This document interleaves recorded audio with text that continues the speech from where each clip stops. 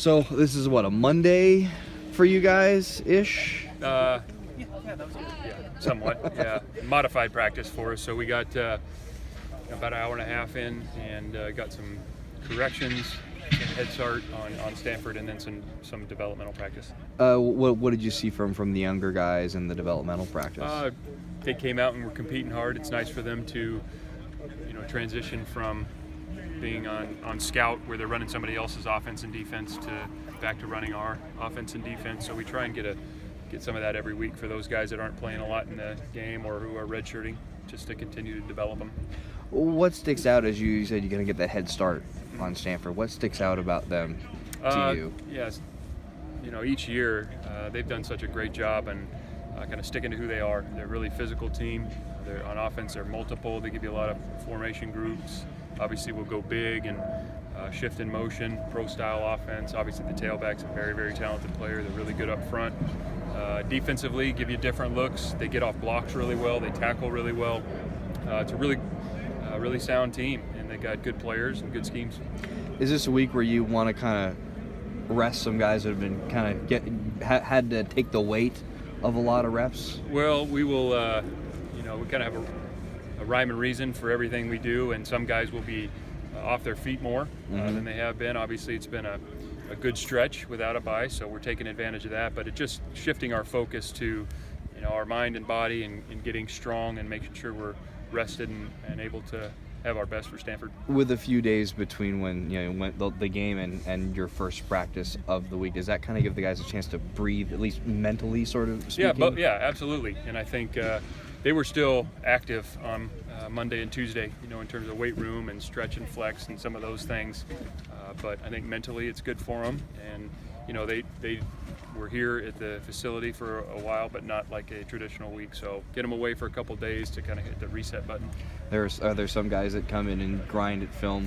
Yeah, there's a lot of guys that are, on their own that will come in and start watching video. So is Kanashik one of those guys? Yeah, a lot of, like I said, they also have iPads. Yeah. So they'll either come in the office or they'll be on their iPads and studying. We've seen an uptick in targeting calls this year. Was part of the change in that rule part of your reasoning to go with more shoulder leverage tackling? Or I think it's for a lot of double-edged? reasons. Yeah, I think a lot of reasons. It's, you're more efficient when you use your shoulders, and I think it's safer, not only for the tackler, but the ball carrier, and just the way it should be played. And we're not perfect at it, but we stress it and work on it. We're still getting better as a team in terms of tackling and the fundamentals, but I think that's the direction we definitely want to go. What can you say about Chris Palmer's growth at nose? He's played a lot more these past few weeks. Yeah, he's getting better and better. I think he's playing his best football. He's a really, obviously, big guy, as you guys know, and he's got some skills, and he's hard to move, and he's just got to continue to play with better technique and more consistent. And working with Coach Az has been really beneficial for him.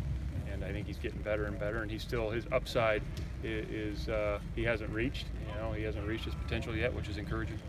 I'm doing a piece on Kanashik. Since he came back from injury, has he made the loss? Obviously, you never want to lose a guy like Devontae, but has he eased the pain at least a little bit of losing a guy like that? Yeah, again, Devontae did such a great job for us this year, and I really feel for him. You lose a guy like that, obviously the team does too, but Jordan, I think each week is continuing to get better and more comfortable in the system. I think he's got some really good physical tools. He's a big guy, he's a good tackler, and the more and more he plays, the better he's going to get.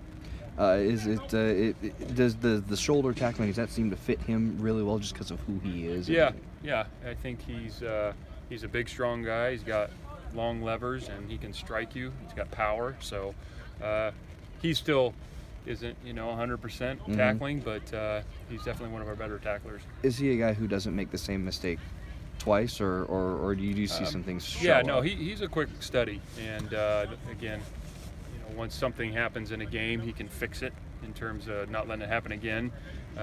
You wish everybody only made the same mistake once. It's sometimes it does happen twice, but he definitely is one of those guys that learns. Good. All right. Thanks, Justin. Okay. Yeah.